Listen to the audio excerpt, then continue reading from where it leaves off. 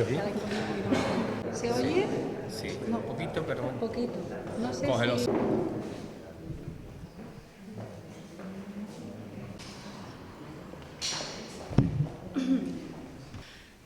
Buenas noches a todos los presentes y antes que nada nuestro agradecimiento por acompañarnos en esta actividad tan especial. Ya saben todos el papel tan importante que juega la cultura para Ilusiona y también saben que siempre desde nuestras posibilidades tenemos el compromiso de aportar todo lo que podamos para enriquecer la cultura de nuestro pueblo, de Almonte.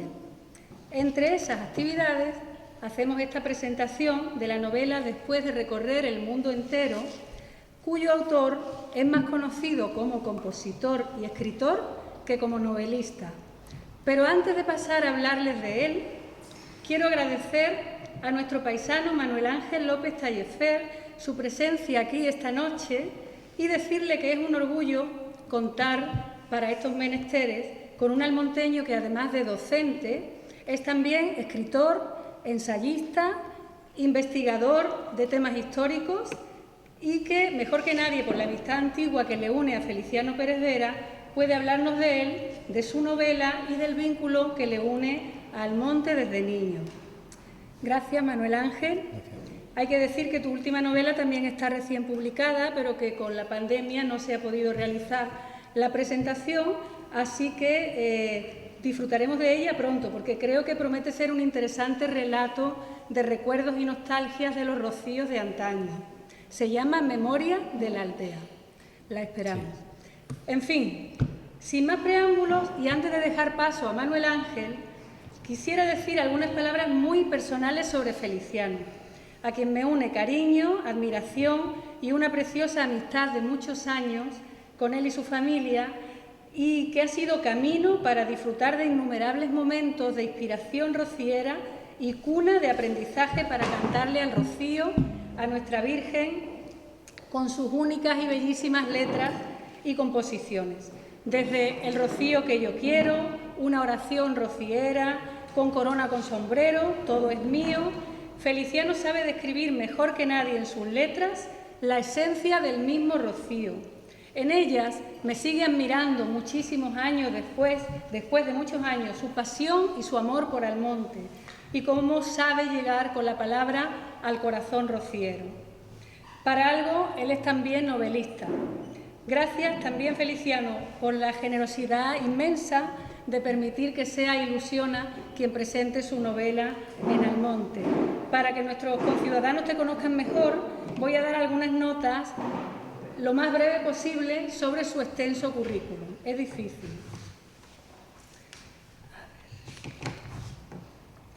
Feliciano es escritor y compositor.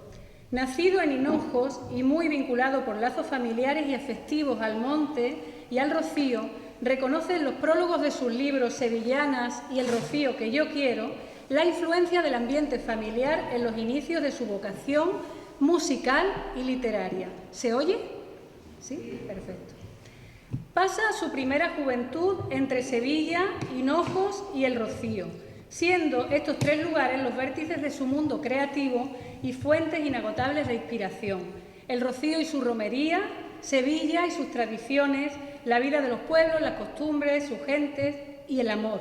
Siempre el amor, que él proclama en el título de una de sus novelas como más fuerte que la muerte.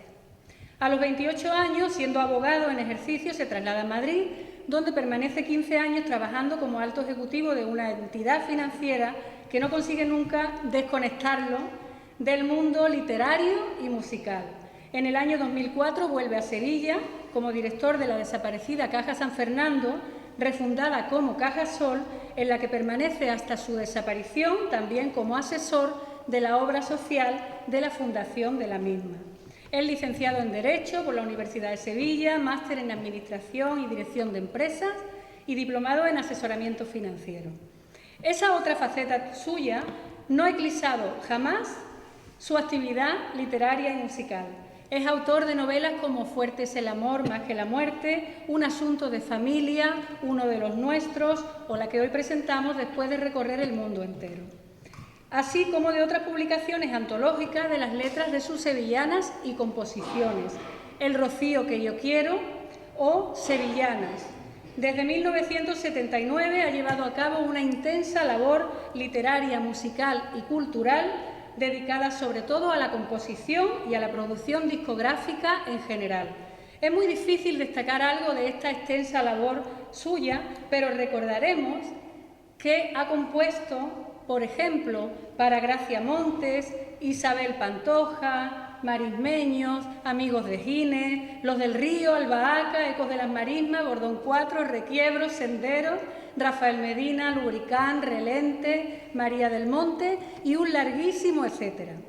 Entre estas composiciones podemos recordar sevillanas inmortales como El desamor, La carreta de mi prima, Pensando en ella, Llama cuando quieras, Una oración rociera, Tierras de Huelva y, cómo no, tenemos que recordarla en Almonte, su plegaria a la reja, que se ha convertido en un himno para los niños almonteños desde que la cantara nuestro coro.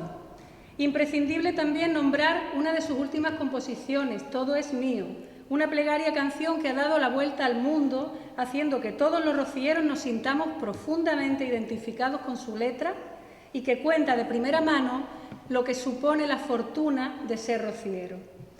También dirigió en su momento la recopilación de sevillanas antiguas, Así canta nuestra tierra, por sevillanas, editadas por la obra social de Cajasol y en la que han intervenido muchos artistas, entre ellos esta que les habla. Por último, recordar el homenaje que el programa Yo Soy del Sur le rindió con motivo de su trayectoria en el mundo de las sevillanas. Su inspiración es completamente inagotable y su amistad un auténtico tesoro. Es un privilegio tenerlo aquí, agradecido siempre por su contribución a nuestra cultura, a nuestras tradiciones y al mundo rociero. Pido un fortísimo aplauso para mi querido amigo Feliciano Pérez Vera.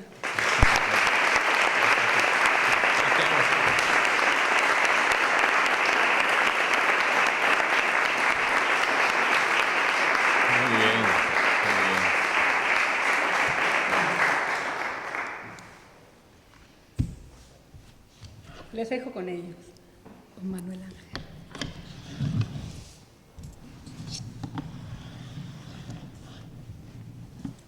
Buenas tardes, muchas gracias por la asistencia, una tarde tan desapacible de otoño, pero bueno, estamos un poco en familia. ¿Se oye bien? Nos encontramos en familia, que es lo importante, entre familia y amigos. En primer lugar, quiero agradecer a Feliciano el gesto, la gentileza que ha tenido conmigo ya en esta segunda ocasión. La primera vez fue en Sevilla, que se presentó esta misma novela, después de recorrer el mundo entero. En aquella ocasión fue en la Casa Palacio de la Duquesa de Osuna, con la que nos une a él, a mí también, bastante amistad con su hija.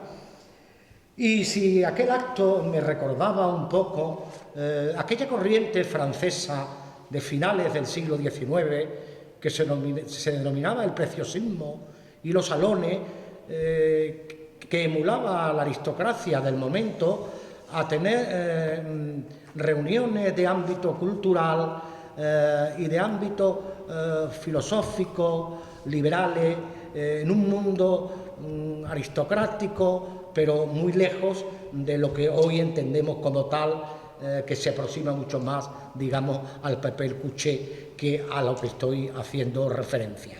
Ese movimiento cultural de aquella aristocracia me recordó un poco el acto en pleno siglo XXI que hicimos en la Casa Palacio de la Duquesa de Osuna. Pero si en aquella ocasión aquel acto estuvo revestido de ese ámbito, de ese halo aristocrático, refinado, culto, el de hoy no es menos sugerente. Hay que tener en cuenta que estamos en una bodega emblemática, en una bodega que todavía huele a vinos de época, y qué mejor maridaje que la literatura y el vino. Así pues, en ese contexto, haré unas pequeñas pinceladas de la vida, porque la obra ya ella ha hecho referencia, del autor que hoy está con nosotros, Feliciano Pérez Vera. Conocí a Feliciano siendo muy joven, un niño, un adolescente, pero con quien me era muy fácil la comunicación, ya que, pese a sus pocos años, tenía una madurez y una ansia por saber y conocer cosas que era inusual en la mayoría de los niños de su edad. Por esa razón le llamábamos cariñosamente el niño viejo.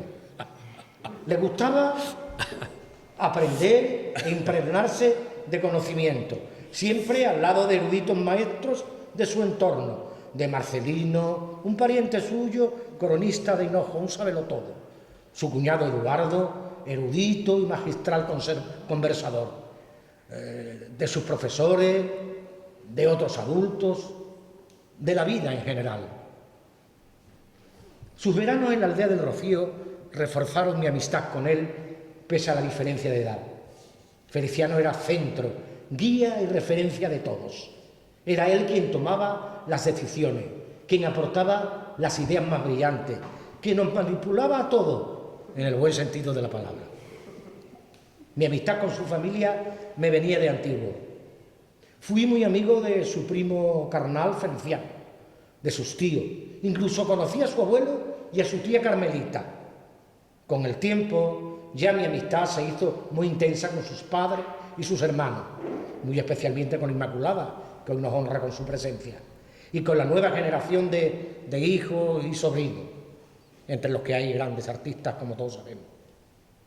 Los vínculos de todos ellos con Almonte vienen de muy antiguo, de su abuelo, también llamado Feliciano, ganadero muy conocido, arrendatario de toda la marisma de Hinojo.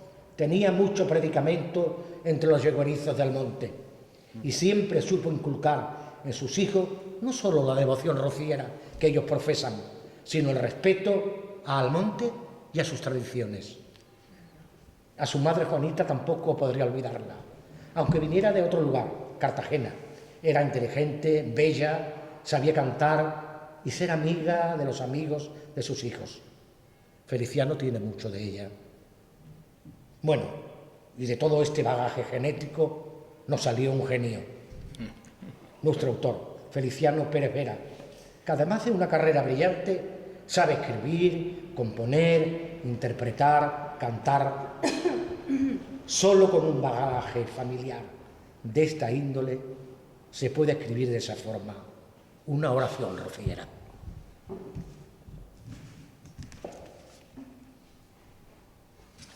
Y pasamos ya a presentar un poco la novela, para lo cual yo me voy a limitar a hacerle una serie de encuestas y de preguntas por varias cosas. Primero, porque quiero ser muy cauto por no desvelar aspectos de una trama en la que no debiera de pisar lo que el autor no quiera que yo diga, para que sea él quien vaya de alguna manera desgranando lo que realmente va a interesar al lector en ese momento. Así pues, vamos a entrar en primer lugar a conocer un poco un mundo que yo creo que es primordial y necesario y prólogo para poder entender un poco la novela, para poder interpretarla, tener un mínimo conocimiento. Habría que hacer una pequeña reflexión sobre Platón y la Atlántida, Festo Avieno y su gran obra, La Hora Marítima. Podríamos seguir hablando de otros clásicos, del Lago Lingustinos, que es donde estamos inmersos.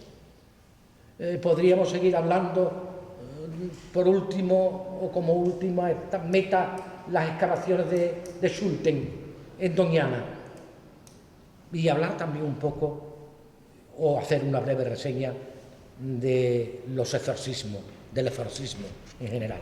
Bueno, de todo esto, ¿qué puedes apuntalar, qué puedes decirnos? Porque creo que es vital para poder entender. Sí, para entenderlo, claro.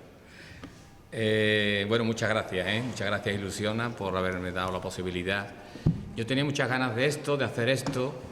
Se presentó la novela Casa de Asunta, en Sevilla, porque allí surgió una discusión, una cena de 3 puntos que ahora os voy a contar, y escribí la novela porque les prometí a ellos, de esto que estamos hablando voy a escribir una novela que sea una historia y que os diga que estas 3 cosas de las que estamos discutiendo son ciertas, ¿eh? Lo siguiente era Almonte, porque la novela es, yo no uso el nombre de Almonte, porque como yo profeso el realismo mágico, todo lo que sea generar cosas muy concretas me ata a la historia del lugar, entonces esto es todo pura imaginación. El nombre del pueblo en el que se desarrolla la novela es Paternina, que significa la tierra de nuestros padres, el sitio donde están nuestras tradiciones y el mundo al que pertenecemos. Entonces, ¿qué pasó aquella noche famosa que dio a pie a esto? Pues que una de las primeras cosas que discuten es si en las marismas, aquí en las marismas del Rocío, pues estaba o no estaba Tartesos. Tartesos es una ciudad, como sabéis vosotros, que es Tarsis. Aparece en la Biblia, hay muchas, en la bibliografía antigua está Tarsis por todas partes, ¿eh? Y entonces, pues, yo le digo que sí, que eso está perfectamente comprobado. Ya sabéis que Schulten es un arqueólogo que viene aquí, alemán, en los años 20. Y entonces, en el Cerro del Trigo, él más o menos, por los textos antiguos, sabía que Tarsis es la Atlántida. Tarteso le llama a Platón la Atlántida. Es lo que está más allá, vamos, le da nombre al océano Atlántico, porque es esa tierra desconocida que está más allá de las columnas de Hércules. Las columnas de Hércules es el Peñón de Gibraltar y un monte que hay en Ceuta que le hace paralelo.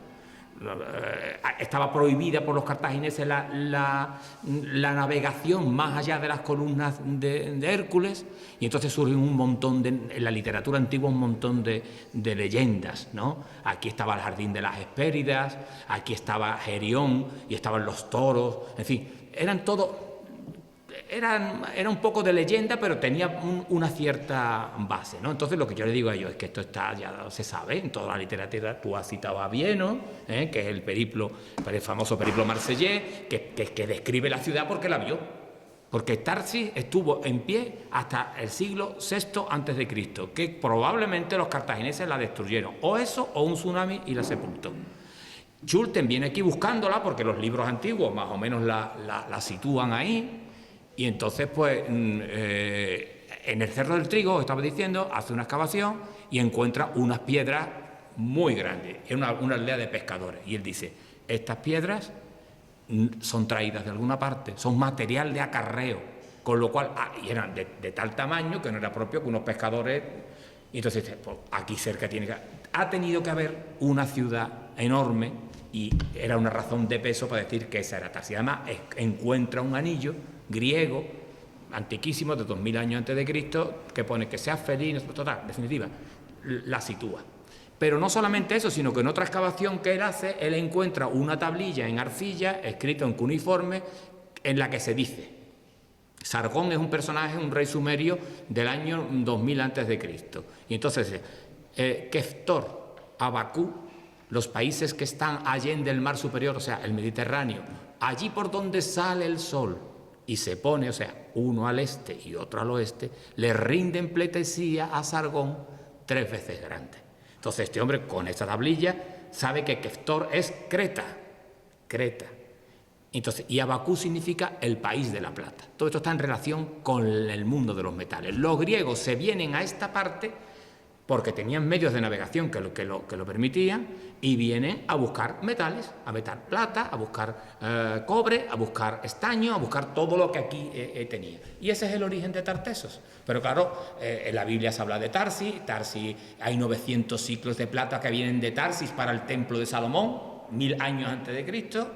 El profeta Tobías sale huyendo y el lugar más se va a Tarsis, o sea, Tarsis está toda la literatura antigua de esto. Entonces, eso es lo que yo le digo a ellos, que está más que comprobado, porque Schulten lo viene y entonces se sabe lo que no se sabe dónde está. Pero por aquella época surgió una noticia, yo vivía en Madrid, que era que un satélite americano había visto en la marisma una construcción circular, 3 círculos concéntricos, y que no se sabía lo que era. Y precisamente Platón, cuando describe la Atlántida, dice que es una ciudad que tiene 3 murallas, que la rodean 3 murallas. Eso está más o menos pues, en la marisma, en definitiva. Y todo eso, yo dije, es que esto es así, o sea, no es que yo me lo quiera inventar. Y allí me decían uno, esto no era tal. Eso un poco me irritó y digo, bueno, pues si ya me vino la idea de escribir la novela, ¿no? Para poner por escrito todos los libros en los que se encuentran las referencias de que la Atlántida, o sea, que Tarsis, la tenemos aquí enterrada. La siguiente cosa que se discutió es el tema de los fetiches, de los objetos encantados y de la mala suerte o no mala suerte que puede traer ciertos objetos. Y había gente que contaba que le regalaron una bola china y que esta le trajo mala suerte. Y bueno, está una discusión, unos que sí, otros que no, que son cosas que la gente se inventa. Total, yo mantenía que sí, que puede haber objetos encantados que te traigan mala suerte, que tú lo tienes en tu casa y a lo mejor te están trayendo un malfario, por así decirlo, ¿no? Claro, yo escribo realismo mágico, o sea que para mí eso tiene que ser así, ¿no? Y la otra cosa que se discutió era el tema de los antepasados. Si los ancestros, si las personas que han fallecido, nuestros padres, nuestros abuelos, que están en el más allá, pues influyen en nuestro comportamiento y nos dan a entender cosas que tenemos que hacer. Yo les decía, sí, algo de eso hay. Porque mira, el odio... No puede ser más oportuna la ocasión. Estamos en la noche de Halloween. En la noche de Halloween. Más o menos. Digo, porque mira, el odio se hereda. Porque si tu padre te dice que tal familia a ti... Tú eso, de alguna manera, heredas. Y las simpatías también. Hay familias que son amigas generación en generación en generación y será casualidad. Entonces... Total, también me lo discutía. Y entonces la novela va a explicar estas tres cosas en un relato que yo me invento para demostrar, primero, que Tarsis la tenemos aquí.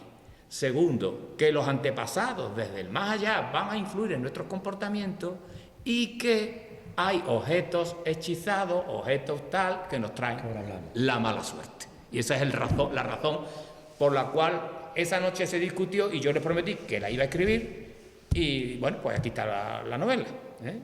Claro, ahí hay una serie de personajes que a lo que vamos a aludir ahora para tú ir dándole forma a toda esta trama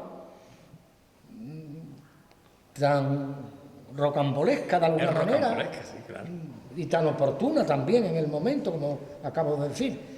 Pero hay una serie de personajes fantasmagóricos, vitales, mitológicos, que están recogidos y escritos en el libro de los judíos, en el libro de Hebreos, en dos siglos, o siglo IV, siglo II al siglo IV antes de Cristo, como es el libro de Tobías, del que tú vas a hacernos alguna referencia, también decirnos quién era Asmodeo, porque Asmodeo es uno de los personajes de la novela.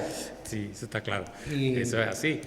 En definitiva, el arqueólogo, la novela va a empezar con el arqueólogo terminando la Segunda Guerra Mundial. Schulten vino aquí en los años 20. Yo me lo he traído, que es Sir Richard Green, el personaje principal, me lo he traído al año 45, porque me gusta reflejar la vida de ese pueblo en los años 40.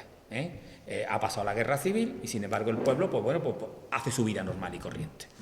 Y eso lo va demostrando la novela, que el pueblo va siguiendo su vida adelante.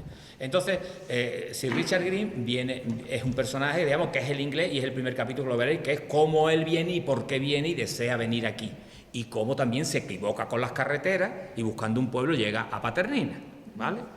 ¿Qué ocurre? Que vamos a hablar de Asmodeo, ¿no? Pues estamos hablando de que en la marisma, un señor que se la arrienda al ayuntamiento de Paternina, la arrienda a la marisma, y resulta que se encuentra allí una zona llena de piedras, y cuando se da cuenta de esas piedras, pues dice, me han engañado, porque yo he arrendado, imagínate, 5.000 hectáreas, y aquí estoy perdiendo casi 1.000, que esto es un pedregal, aquí no, él lo arrienda para pastos, ¿no?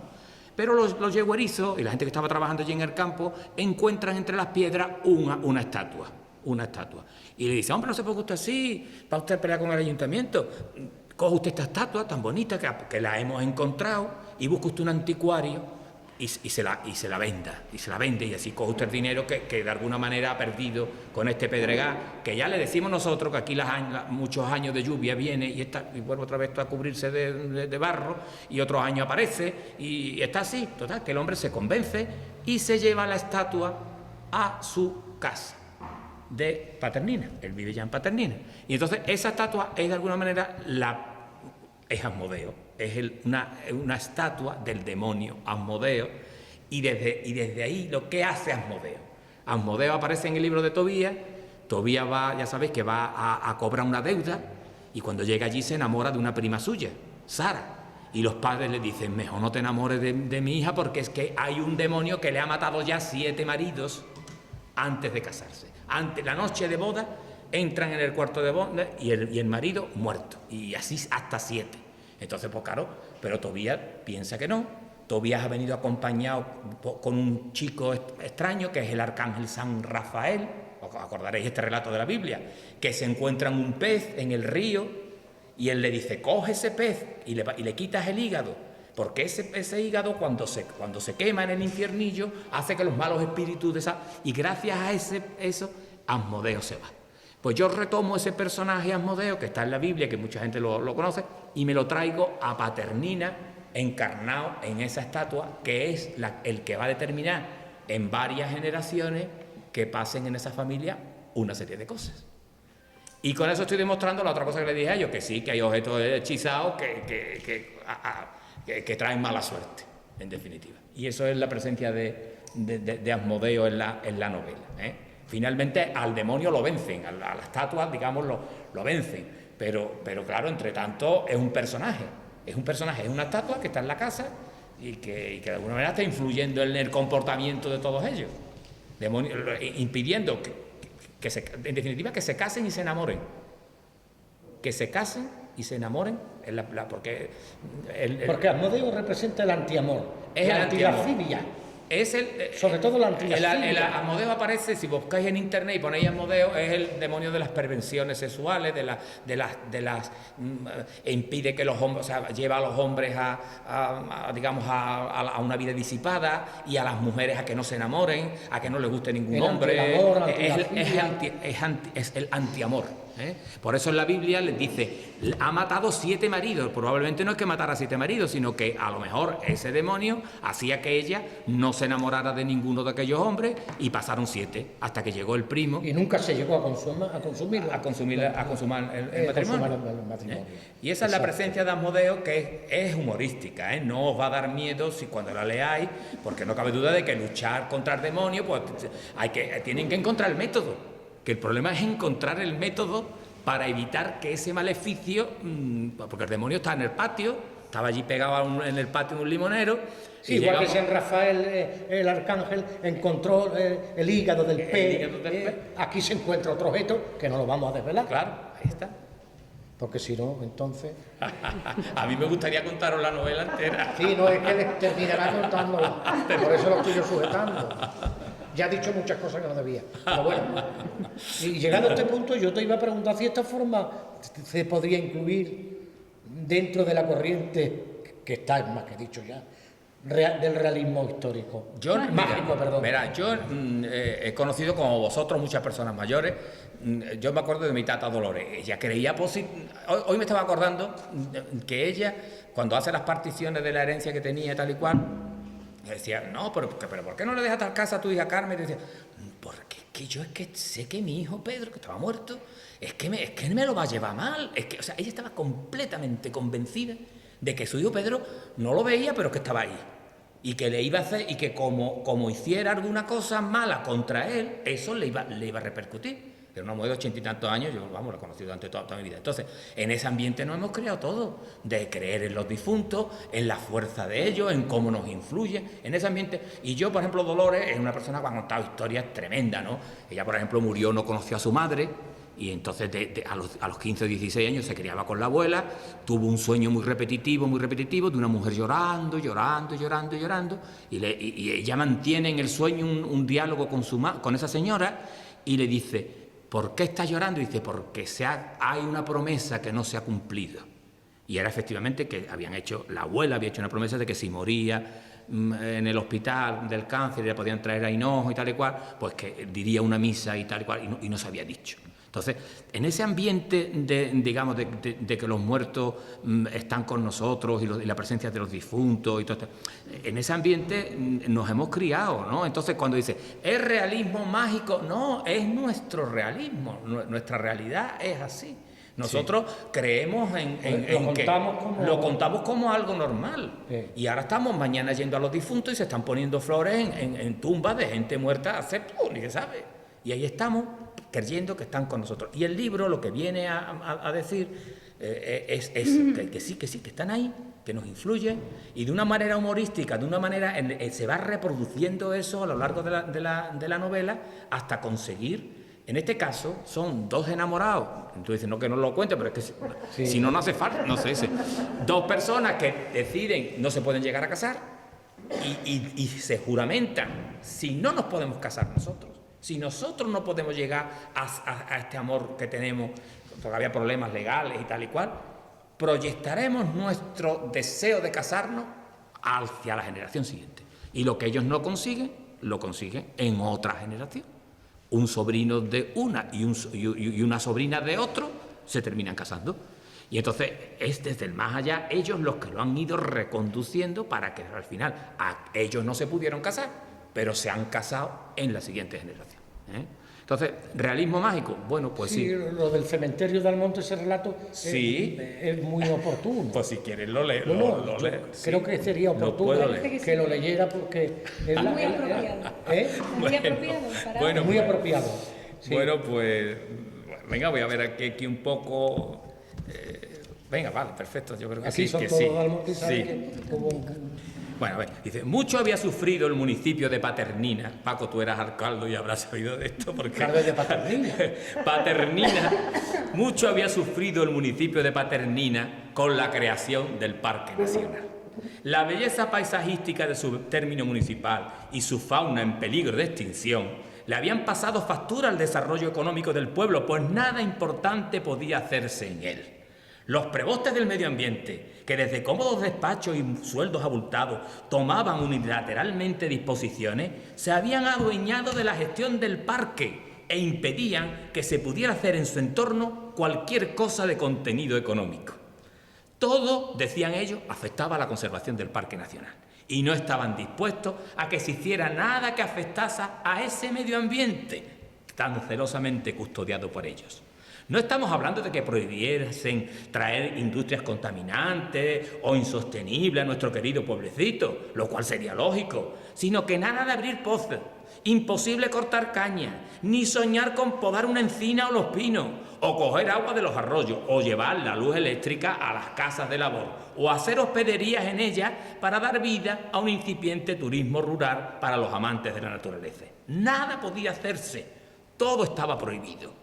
Entonces se preguntaban los vecinos, ¿qué porvenir tiene este pueblo? Y así el municipio de Paternina llevaba muchos años elevando quejas al gobierno regional, al nacional y a la Unión Europea, sin que nada se lograse. Pero por fin alguien dio con la tecla en Bruselas y se consiguió una subvención compensatoria de las 1001 limitaciones a que estaba sometida Paternina. Una indemnización a fondo perdido de 1 millón de euros para que el ayuntamiento la empleara en diversas mejoras sin necesidad de justificarlas. En ese precio se fijaba por Europa la condena al atraso, al abandono, al ostracismo y al olvido de nuestro pequeño pueblo. Paternina sería siempre un bonito paisaje, un hábitat inigualable para enorme cantidad de pájaros de muchas especies, de aves de África y de Europa que en sus inmigraciones pasaban los inviernos en las lagunas de la marisma. Pero sería nada más que eso, un escenario, un enorme jardín encantado y momificado. El siguiente problema, ya de carácter interno, fue en qué emplear la subvención.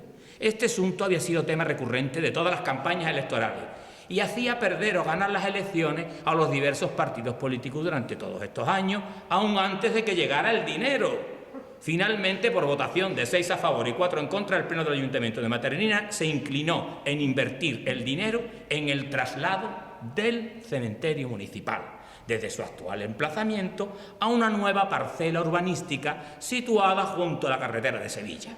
El solar que dejase el antiguo cementerio sería empleado para la construcción de un polideportivo. Así que no se trataba de clausurar sin más el viejo camposanto, sino de trasladar uno por uno el contenido de todas sus tumbas, nichos y panteones. Entonces se produce en el pueblo la revolución, como podéis comprender. Y sale un vecino diciendo, ¿trasladar los restos de los antepasados? ¿Sabe acaso este ayuntamiento lo que eso acarrea y la cola que tiene una cosa así? Mover del lugar de su descanso interno a las personas puede traer consecuencias inesperadas. porque el purgatorio está lleno de gente apegada a sus lugares terrenos, que no van a quedar tranquilos con esto que se quiere hacer. ¿Pero usted cree de verdad en eso? Por supuesto que lo creo. Y eso es solo de la parte de los muertos, porque ¿y de la de los vivos? Familias que ya no se hablan por 1000 problemas que hayan habido entre ellos, comparten sin embargo el mismo panteón, porque proceden de los mismos antepasados y tendrán que firmar juntos y dar el consentimiento unánime para el traslado. Y con la excusa de desenterrar los muertos se desenterrarán viejas rencillas.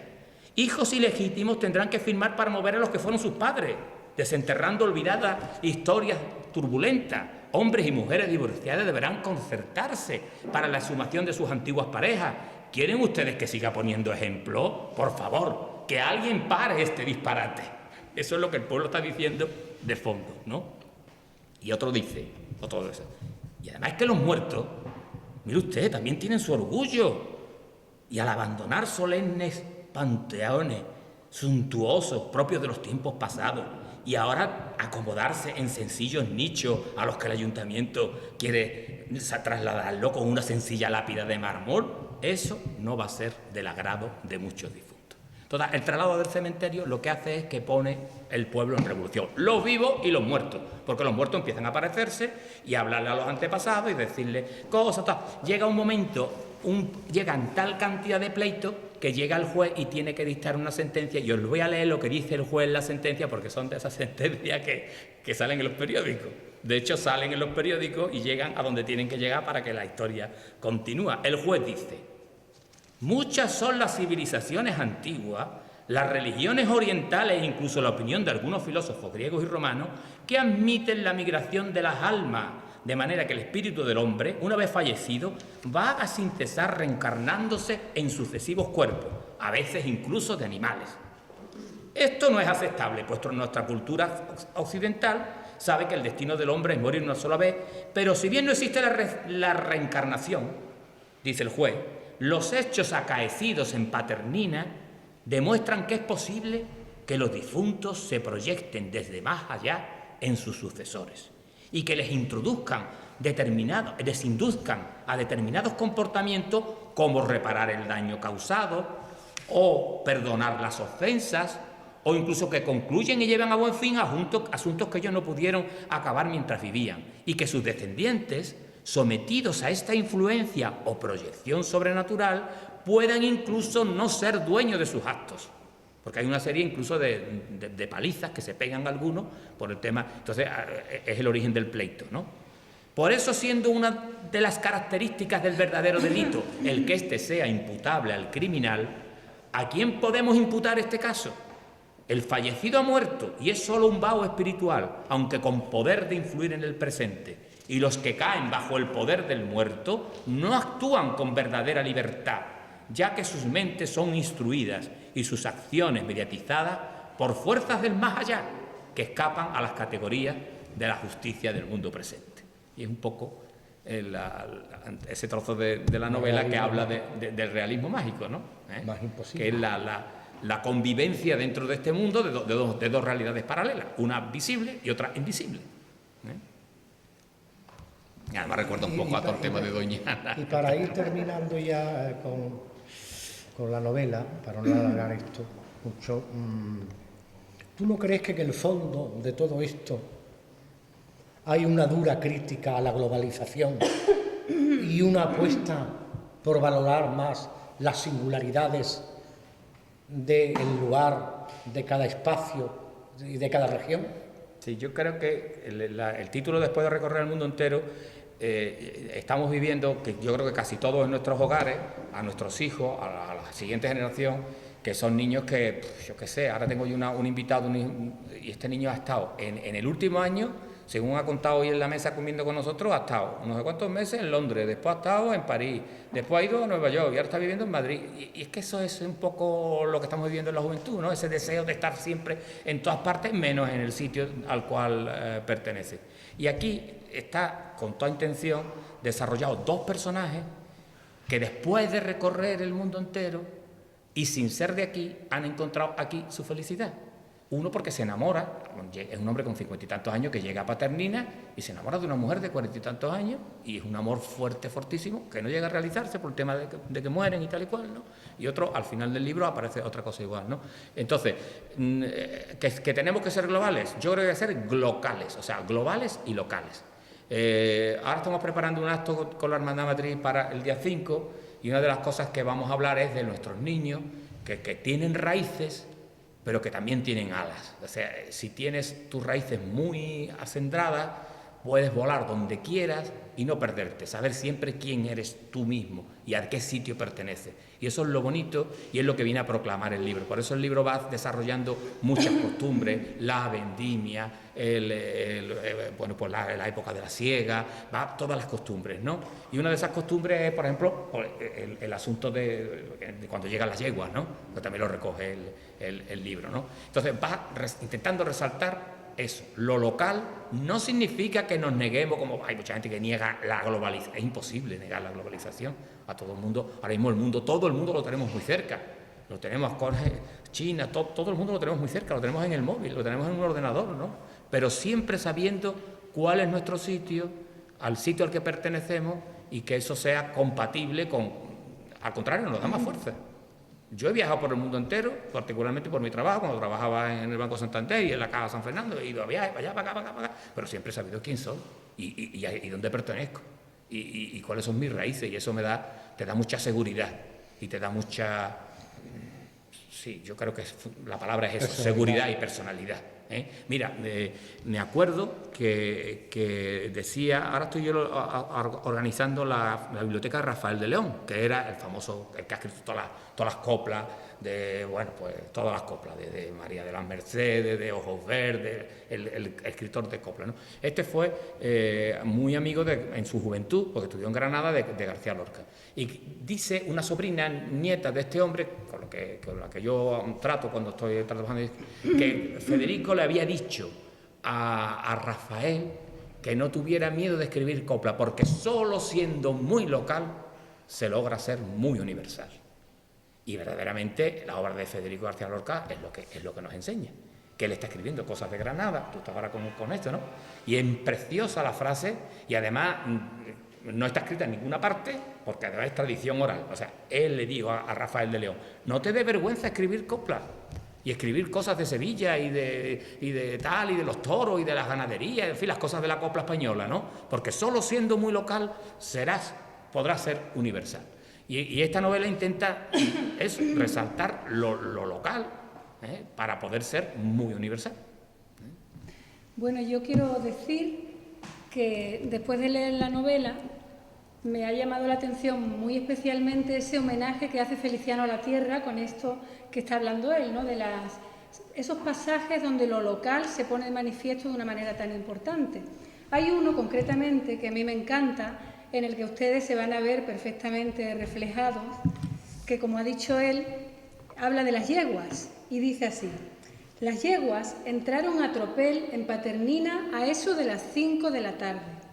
Desde varios kilómetros antes de llegar al pueblo, casi se diría que se escuchaba el sonido de sus relinchos, las voces de los yeguerizos que las iban conduciendo y el sordo pisar de los cascos de los animales en la arena. Era el día 28 de junio, víspera de la feria de San Pedro, de la fiesta de San Pedro, y esta costumbre de siglos volvía a repetirse con maravillosa puntualidad. Para Paternina era un día de fiesta grande, y muchos salían al encuentro de la tropa de animales que se acercaba al pueblo, pudiendo divisarse a lo lejos, por encima del pinar, la densa nube de polvo que levantaban en su galope. Casi todos los hombres, padres de familia, se ayudaban económicamente vendiendo los potros que las yeguas les parían en la lejana marisma de Paternina, y se afanaban en que sus hijos aprendieran el oficio y los secretos de esta forma de pastoreo ganadero. Por eso se los llevaban con ellos a la recogida del ganado. Estaban fuera del pueblo varias noches porque la marisma tenía una extensión de 12.000 hectáreas y las yeguas estaban dispersas por toda la finca. Unas cerca de las lagunas donde aún había pastos verdes, otras casi en la zona de las dunas y muchas de ellas en pleno descampado, reunidas en un grupo olisqueando el suelo y buscando en él un poco de pasto seco. Encontrarlas y reunirlas era una tarea enorme pero bonita, porque pasar las noches al raso a la lumbre de tibias hogueras, en este tiempo ya casi veraniego de finales de junio, era una aventura masculina, romántica y castiza, de esas que forman el carácter de los hombres y los pueblos, de las que definen a una raza, a un pueblo y lo dotan de un carácter y de una forma de ser. ¿Es un homenaje a la tierra? ¿Sí o no, Feliciano? Sí, yo pienso que sí. Ahí va poco a poco, porque claro, tener en cuenta que él, digamos, el personaje fundamental, que es el arqueólogo, llega a Paternina, que es un pueblo, tiene, Manuel Ángel discute conmigo, es más hinojo que Almonte, Una mezcla, pero yo diría muchas yo. cosas, yo es que claro, tener en cuenta que eso que tú has descrito, que nosotros empezamos a ir al Rocío, porque mi abuelo tenía allí una choza, ya lo sabéis, ¿no? La tenía de su padre, que por el tema de la marisma, porque ellos tenían arrendado aquello en realidad ellos le arrendaban como mayoritario y después se los subarrendaban a la gente, y casi todos eran almonteños, por eso el vínculo nuestro con Almonte es muy grande, eso lo tiene mi abuelo hasta antes de la Guerra Civil. Y sus clientes, pues venía cuando se hacía la saca, él cobraba el duro o la peseta o lo que fuera, ¿eh? Y entonces esa es la razón de por qué nosotros teníamos la casa esa en el Rocío, porque cuando subían las aguas y se ponían, pues allí se acogían, ¿eh? Hacían unos corrales grandes, se traían eso, que bajaban las aguas, otra vez para allá, ¿no? Entonces nosotros empezamos a veranear y claro, pues, allí, pues yo creo que fue el año 79, o 61, o 60, en los finales de los 60, empezamos a ir a esa casa porque íbamos a Rocío Chico. Y como íbamos a Rocío Chico, pues ya nos quedábamos cada año, aquello se fue alargando más. Pero esa choza es vuestra casa del Rocío. Esa es la casa actual, sí, sigue siendo vamos. Y entonces, a lo que voy, muchas de las cosas que yo he escuchado, porque a mí me gusta contar historias, pero escuchar historias me gusta más todavía. Y yo a esa Candelaria, tu madre, Juanita Tallefer, la madre de Diego Luis Torres, todas estas personas que han contado tantas y tantas historias de Almonte, es que al final está aquí. Yo te decía, es que una de los personajes de aquí le llaman la señorita. ¿Y quién era la señorita en Almonte? Pues la María Luisa Orihuela. Sí. Eso me lo he escuchado yo contando historia. Entonces, el libro es muy, muy Almonte, ¿no? Aunque tiene alguna cosa de hinojo, algún pequeño detallito. Recuerdo un pasaje cuando él le confiesa a su amigo que se ha enamorado de una tal Rosa, un callejón que hay en Hinojo, que había unos rosales antiguos, que hay unas rosas grandes así. Entonces él lo lleva allí al amigo y le dice, mira qué rosas tan bonitas y no sé cuánto, no sé qué. Entonces le explica que se ha enamorado de una mujer que se llama Rosa, ¿eh? Ese momento sí sé perfectamente que es un momento en esto, pero el resto casi siempre es Almonte, ¿eh? Entonces, cuando llega la vendimia, veréis cómo el pueblo se llena de los carros trayendo la uva, el olor, todavía esta bodega da olor a vino cuando se entra, ¿no? Entonces, es un homenaje a la tierra, va poquito a poco, el pinar, cuando él se pierde en el pinar y ve, él viene de Inglaterra, viene enfermo, y entonces empieza a respirar y se siente mejor, se cree que se va a curar entonces la novela va muchas cosas al mismo tiempo, el amor de él a esa mujer, la vida del pueblo, con los amaneceres, con los arrieros sonando, llamándose por las mañanas, esos amaneceres de nuestros pueblos, cuando la gente sale para el campo, los atardeceres, cuando vuelve la gente del campo con sus burritos cargados, con los tatas, todo eso aquí aparece, ¿eh? Y yo la verdad que creo que hasta ahora de las novelas que he escrito es de la que más orgulloso me siento porque me identifico mucho, ¿no? con los personajes, y además está escrita con un poco de humor, de manera que tú vas riéndote, tú vas leyéndola y vas riéndote o por lo menos sonriéndote con la historia, ¿eh? Sin dejar de ser un poco cuarto milenio. Sí, bueno, porque siempre va a ser así, siempre va a ser así. Yo tengo escrito una novela que la publicaré, si Dios quiere, la próxima que salga, que se llama El Inocente, que también es entre Hinojo y Almonte, como siempre, y ahí sí ya me he metido un poquito a meter algo de historia de lo que era la política en la provincia de Huelva a finales del 19. Y si la leéis, pues bueno, van los personajes, pero sí tiene un poquito de historia, pero también va viendo eso, la vida del pueblo, cómo es esa vida, esas estaciones, ¿no? Yo creo que es el homenaje que podemos hacerlo para que si nuestra futura generación de alguna manera alguna vez se olvida, que ya es difícil, que se olvide de la tierra, porque esta tierra tiene mucha personalidad, y cuando las tierras, en los sitios en los que se ha perdido, por ejemplo en Francia, decía un amigo francés, ¿no? Es que ahora mismo un francés no sabe lo que es ser francés. Pues tú ahora mismo a un andaluz le preguntas, ¿qué es ser andaluz? Y te va a decir lo que es ser andaluz. Ser andaluz es esto. Y si te vienen más a nuestra tierra, ¿qué es ser rociero? ¿Qué es ser almonteño? Eso es lo que le voy a preguntar a tu hijo el próximo día 5. ¿Te sientes almonteño? Pues todo el mundo lo sabe perfectamente, porque gracias a Dios nuestra tierra no ha perdido su personalidad. Y todas estas novelas mías van en esa línea, demostrando y delimitando esta es nuestra personalidad. A través de personajes, de acciones, de humor, de tal, de cual, pero al final tú dices, no, mi tierra es esta. Y aquí hay dos personajes extranjeros que después de recorrer el mundo entero llegan aquí y se enamoran, digamos, en este caso de Paternina. Se la recomiendo encarecidamente porque lo he pasado genial leyéndola y creo que es un gusto que nos hace viajar, que nos haga viajar de esa manera por la belleza de nuestro territorio. Sí. Bueno, llegado a este punto, pues solamente preguntarte, porque hemos tenido esta pandemia tan larga, tan dura, ¿qué has hecho durante la pandemia? ¿Qué proyectos tienes? ¿Has publicado algo nuevo en el campo de la novelística? En la novela he hecho una novela que se ha publicado después que esta, que es uno de los nuestros, que es una historia de Sevilla, no tiene nada que ver, pero que yo también quería reflejar en ella, pues una Sevilla que yo conocí de chico. Es un poco la transformación que ha tenido Sevilla del año 62 al año 91. Los que hemos vivido dentro de la ciudad hemos visto una ciudad completamente aislada, viene la Expo y cambia.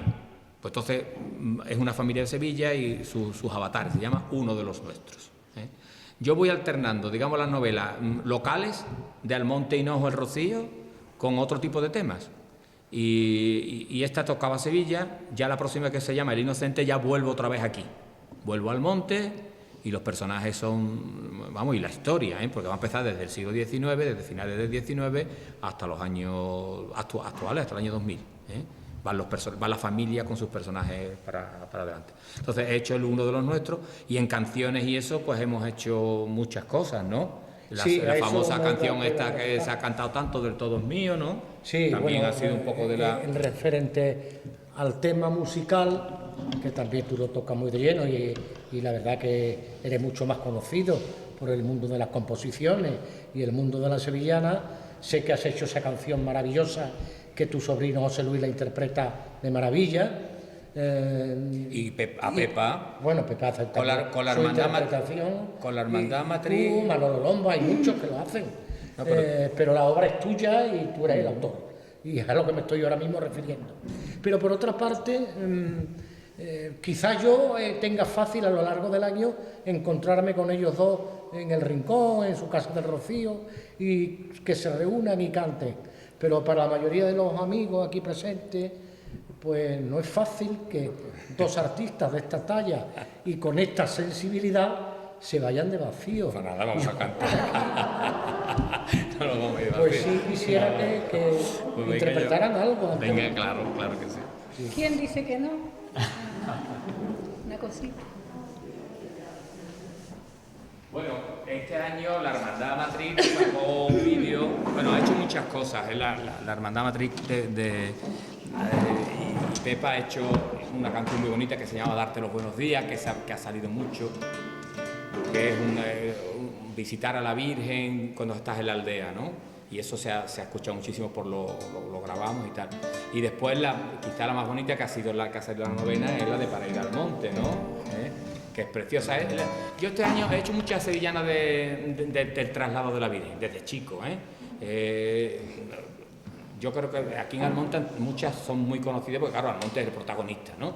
Pero en esta, que es la última que he hecho, que la hice para el último traslado, es una madre, el punto de vista es la madre está en Almonte, está con su hijo, y el niño quiere irse al camino, pero no, tú estate tranquilo aquí, vamos a esperar que la Virgen llegue, pero ella le va explicando de una manera muy bonita todo lo que va a suceder, ¿eh?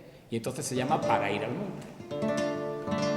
A lo mejor podemos cantar no solamente una, sino alguna más, ¿eh? 4 entre los 2. Bueno, a ver si la ponemos en pie.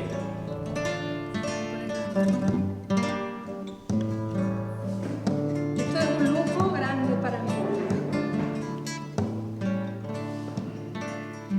La Virgen del Rocío Para ir al monte,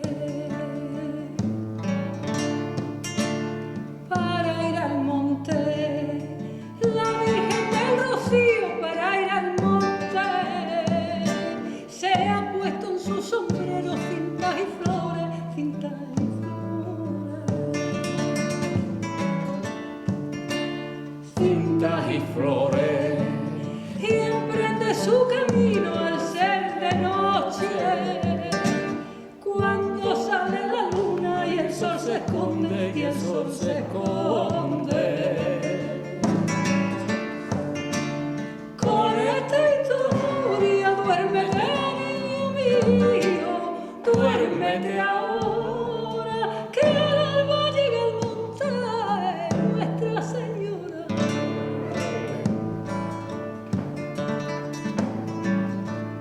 la escopeta.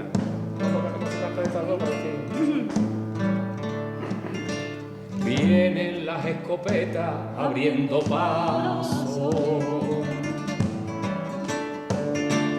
abriendo paso. Vienen las escopetas abriendo paso, que han roto su silencio de 7 años, de 7 años. de 7 años, y al monte como un novio la está esperando. Sus plazas y sus calles visten de blanco, visten de blanco. Con esa historia, duérmete, niño mío, duérmete ahora, que el alba llega al monte, Nuestra Señora. Y así sigue la historia, todo lo que va a suceder, ¿no? Pero aquí en Almonte yo creo que la más conocida, que del coro, aquí está Luis Carlos, ¿no? Que no lleves corona, tú sigues siendo la reina. Tú sigues siendo la reina. Que no lleves corona, tú sigues siendo la reina. Que no lleves corona, tú sigues siendo la reina. Tú sigues siendo la reina. Que te coronan de flores 7 años de impaciencia, que te coronan de flores 7 años de impaciencia. Con corona, con sombrero, pa' mí eres siempre la misma, pa' mí eres siempre la misma, y te rezo en el sendero, pastora de la marina.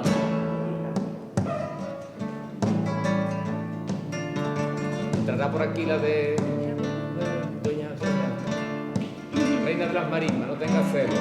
Pero tengo que terminar un Reina de las Marismas, no tengas celo, no tengas celo. Reina de las Marismas, no tengas celo. Reina de las Marismas, dueña mía, no tengas celo. No tengas celo, que el corazón de Almonte es tuyo entero. El corazón de Almonte, dueña mía, es tuyo entero. y cuando la noche acabe y el sol levante tu velo, y el sol levante tu velo, entra por arcos triunfales y hazte dueña de tu pueblo.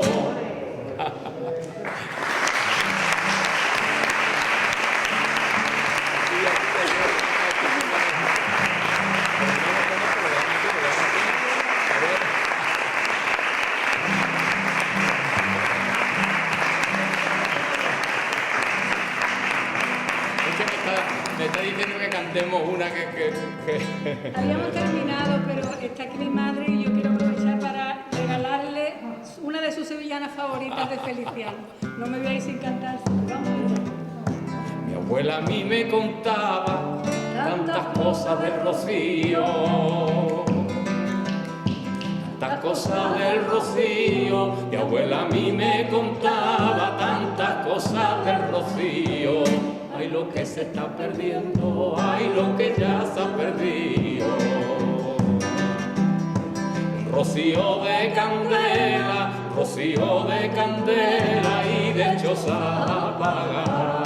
Ay, lo que se fue y no vino, ay, lo que no vuelve más. Pero siempre quedará la carita de esa virgen marinmeña y rezará, y eso hace que no falte, aunque ya no sea igual. A vosotros, a vosotros. Gracias a vosotros. Siempre al monte, siempre al límite.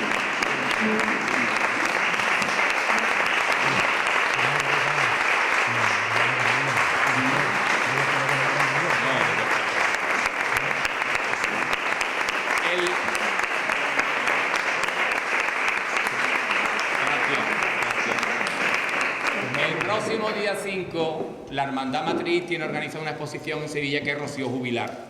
Y como clausura vamos a hacer un recorrido de sevillanas.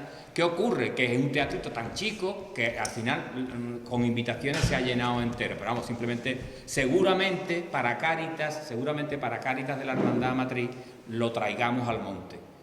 Todo lo que se va a hacer allí en el teatro, ya preparará las cosas un poco de... Lo traeremos ya porque vamos a cantar allí casi todas cosas de la Virgen, esta sevillana y muchas más. Muchas gracias por darme la oportunidad. Venga.